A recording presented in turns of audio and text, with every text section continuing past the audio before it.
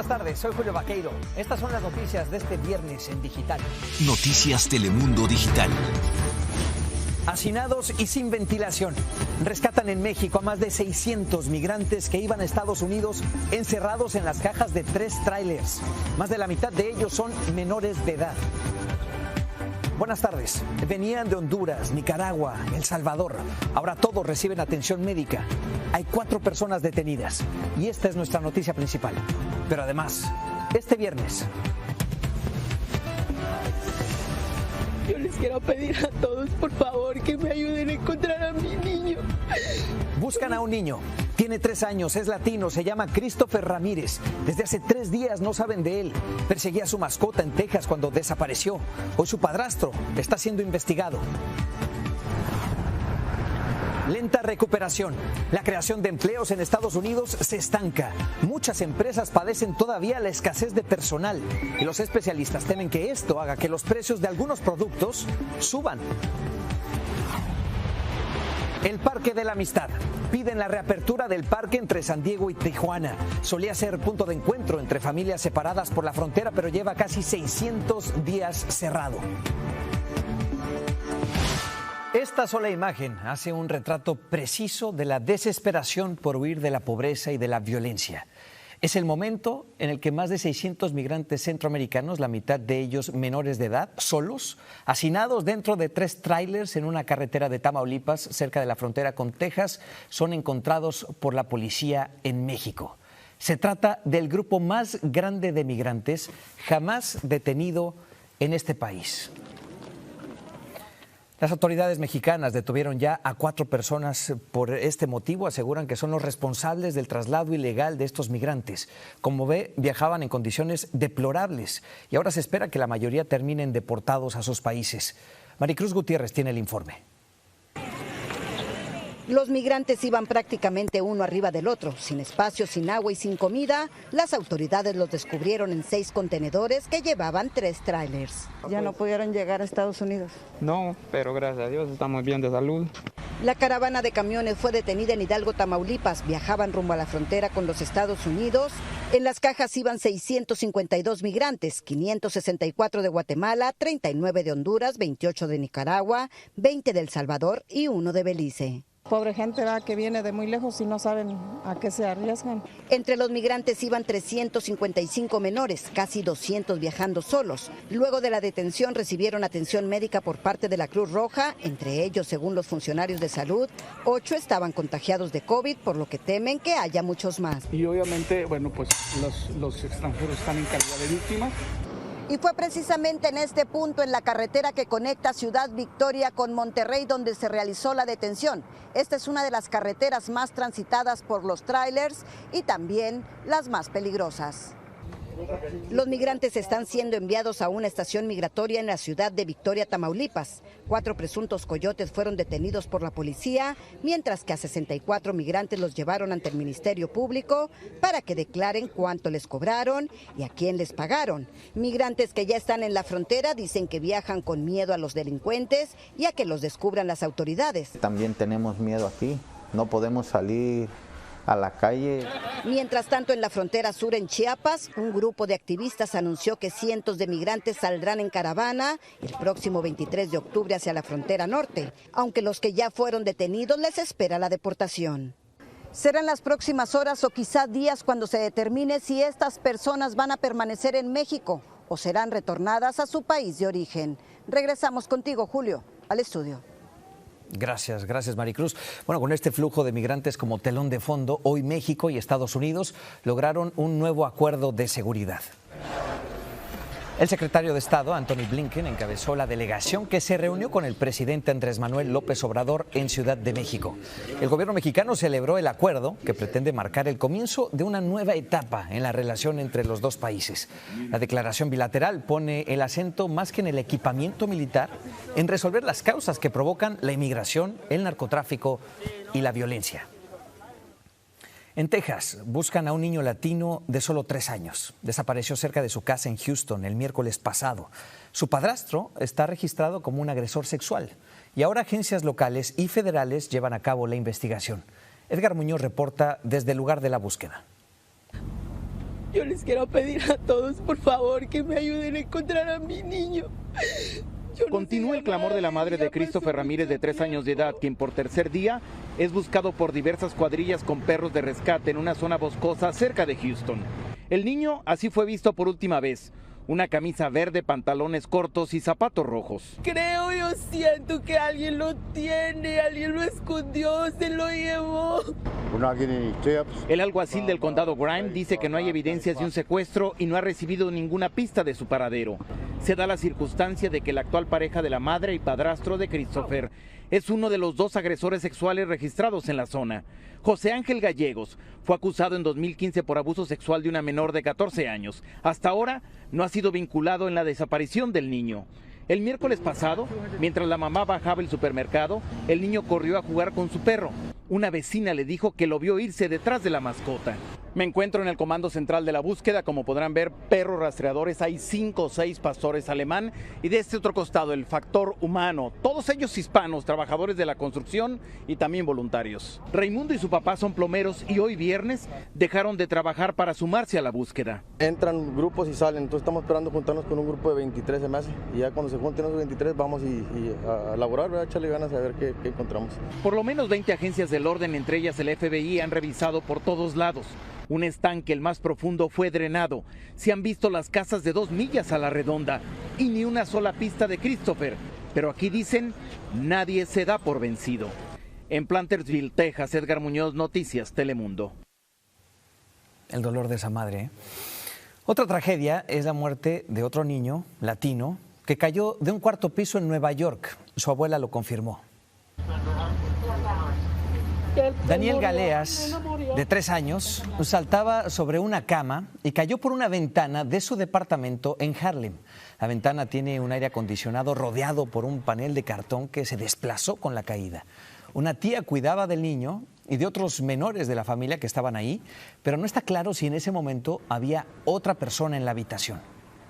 Cuando ella se dio de cuenta que Daniel no estaba en la casa, pues entonces rápido fue y lo fue a buscar, y buscando por toda la casa no lo encontraba. Cuando ella bajó, que parece que ella fue a chequear abajo, a preguntar, pues encontraron al nene tirado en el piso.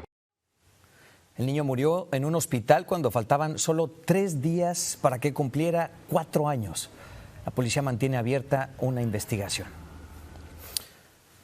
En temas económicos, 19 meses después, la pandemia golpea todavía el crecimiento del empleo en Estados Unidos. En septiembre se sumaron casi 200,000 nuevos trabajos, pero se esperaba que fueran muchos más. Y lo paradójico es que hay posiciones de trabajo abiertas, pero no hay quien las ocupe. Javier Vega lo explica. Este pequeño empresario hispano no pierde la fe en que un buen día llegarán a su restaurante los empleados de cocina que tanto necesita. Ya más de 6 meses desde que abrimos estamos buscando personal y es difícil encontrarlo. Todo esto es una epidemia que hay, ¿verdad?, con la mano de obra. Y es que la desconfianza por la variante Delta ha desacelerado la recuperación del mercado laboral tras el golpe de la pandemia. Según el último reporte del Departamento del Trabajo, en septiembre se crearon 194,000 nuevos empleos, el menor incremento mensual en lo que va del año. Aún así, liderando las contrataciones se encuentran la industria turística, los servicios profesionales y las ventas al menudeo. Con esto, la tasa de desempleo se ubica en 4.8%, pero entre los hispanos sigue siendo mayor, del 6.3%. Es un poquito alta, pero no es terrible, no estamos en una situación difícil. Pensemos cómo era la situación hace un año, donde la tasa de desempleo estaba prácticamente por encima del 10%. Ante estos números, el presidente Biden se mostró optimista y señaló avances.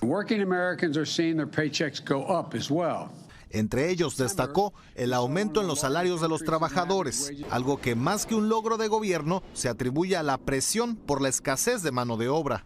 El estancamiento de la fuerza laboral preocupa a los economistas, pues si las empresas tienen que pagar más para atraer a sus empleados, eventualmente subirán los precios, lo que termina afectando a los consumidores. Una combinación inquietante, aunque este viernes las bolsas recibieron el reporte de empleo sin sobresaltos. En Washington, Javier Vega, Noticias Telemundo. La creación de empleo es fundamental para la recuperación económica, especialmente en el caso de los latinos, que en los últimos años nos hemos convertido en uno de los principales motores del crecimiento de este país. Mire este dato: hoy por hoy los latinos generamos nada menos que 2.7 billones de dólares al año, y es un número que no para de crecer. Lo mismo con el Producto Interno Bruto, que entre los latinos aumenta casi un 6%, es el doble de la media de Estados Unidos. Y los expertos atribuyen este empuje a 3 razones fundamentales: la perseverancia de los latinos, la resiliencia y el esfuerzo. Nada mal, ¿no? Bueno, justo apelando a ese aporte de nuestra comunidad, activistas proinmigrantes se manifestaron hoy en el barrio La Villita de Chicago y ahí exigieron la reforma migratoria. Legisladores estatales y el congresista Jesús Chuy García también se unieron a la conferencia de prensa en donde líderes latinos pidieron más acción del Congreso para garantizar derechos a millones de inmigrantes sin documentos, como lo prometió el presidente Biden. Dreamers dicen que sus vidas no pueden seguir detenidas. Es difícil porque este es mi hogar y tengo muchas limitaciones sin un estatus migratorio, ya sea con la escuela, ayuda financiera, y también no sé qué voy a hacer después del colegio. Nomás nos dan puras migajas para poder seguir sobreviviendo en los Estados Unidos. Entonces lo que se necesita es un camino a ciudadanía. Bueno, aquí lo hemos hablado. Esta semana ha habido movilizaciones en numerosas ciudades del país para pedir una vía a la ciudadanía. Recordará usted que la asesora parlamentaria del Senado se opuso a incluir una solución migratoria en el plan presupuestario de reconciliación.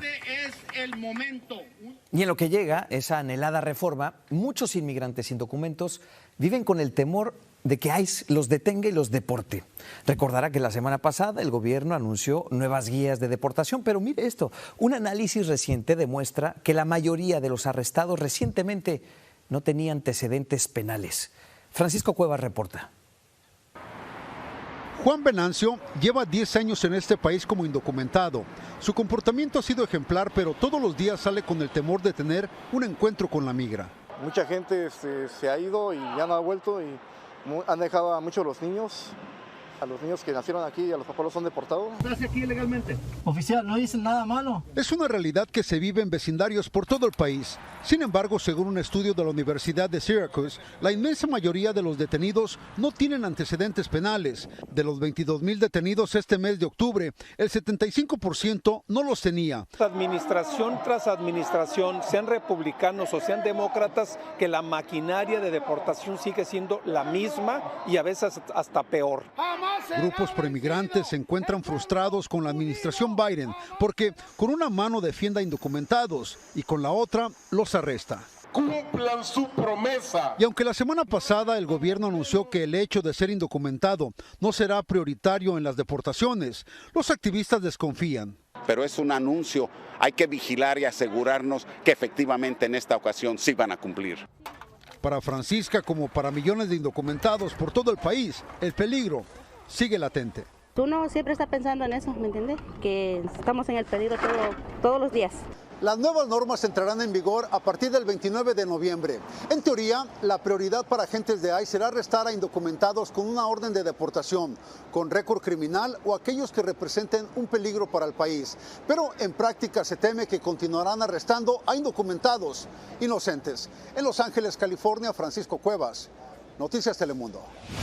Esto que le vamos a mostrar es impresionante, es en Tennessee. Rescataron a 3 niños y a una mujer de un auto que estaba a punto de hundirse en un río. El vehículo quedó sumergido, mira ahí, casi hasta las ventanas en medio del Frenchport River. Los rescatistas del condado Coke sacaron a uno por uno de los pasajeros que estaban en el techo del vehículo. Los pusieron a salvo en la orilla. Las autoridades pues tuvieron que desafiar la corriente de este río. Dijeron que la mujer trataba de cruzar ayer hacia una isla al otro lado y quedaron así atrapados.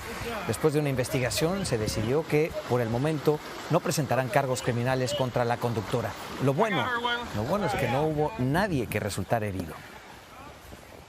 Vamos ahora a la frontera entre San Diego y Tijuana. Hay activistas demandan que reabran el Parque de la Amistad. Este ha sido un lugar para que familias separadas por el muro puedan abrazarse, pero hace casi 2 años eso es imposible. La patrulla fronteriza asegura que no tiene personal suficiente para reabrirlo. Francisco Fajardo tiene la historia. Solía ser el lugar de reencuentros, alegrías y hasta ceremonias religiosas. Pero hoy los brazos que se extienden entre el cerco fronterizo no tocan a nadie. Ya son más de 600 días desde que el Parque de la Amistad entre San Diego y Tijuana se mantiene cerrado. La patrulla fronteriza está usando la excusa de la pandemia o por falta de recursos de tomar la decisión de no abrir el parque y no permitir que las familias puedan llegar. Fue hace 50 años cuando la ex primera dama, Pat Nixon, inauguró lo que se visualizó como un parque binacional. Así se convirtió en el punto de encuentro de familias separadas por la frontera que podían verse a través del cerco que en ocasiones especiales también se abre. Ya quisiera darle un abrazo y un besote a mi hija tan guapa. Azucena vive en California, sus padres en Jalisco. Desde hace 6 años se veían en el Parque de la Amistad, pero ahora ya no pueden hacerlo. Pues por ahí, por el cerco, es donde conocían a los niños, como van creciendo poco a poco, ya que no tienen la oportunidad de mirarlos. El acceso al Parque de la Amistad se mantiene cerrado justo en este punto donde se encuentran estos letreros, aproximadamente 1,5 millas antes de llegar al cerco fronterizo. La patrulla fronteriza nos dice que tiene la intención de abrir, pero no nos da fecha. La patrulla fronteriza nos dijo que entienden la importancia del parque, pero que debido a la reasignación de sus recursos por el flujo migratorio actual, no tienen el personal suficiente para abrirlo, mientras la presión viene también ya de congresistas. Queremos últimamente un parque ahí sin lienzo, ¿verdad? Sin muro, donde la gente puede caminar y hablar con sus familias. Por lo pronto en el parque, hoy no existe la amistad. Francisco Fajardo, Noticias Telemundo. Y por eso en estos momentos... Pero qué importante, el único punto en el que muchas familias podían encontrarse. Vámonos con una noticia importante hoy. 2 periodistas fueron galardonados con el Premio Nobel de la Paz de este año. Son María Ressa, de Filipinas, y Dmitry Muratov, de Rusia. 2 países en los que el periodismo independiente es constantemente acosado. Por la valentía con que enfrentan y denuncian esos y otros abusos de poder, el Comité Noruego del Nobel destacó la labor de estos profesionales para defender la libertad de expresión. Su premio llega en una época en la que hacer periodismo crítico es cada vez más peligroso en todo el mundo. Basta el ejemplo de México, en donde más de 140 periodistas han sido asesinados en las últimas 2 décadas.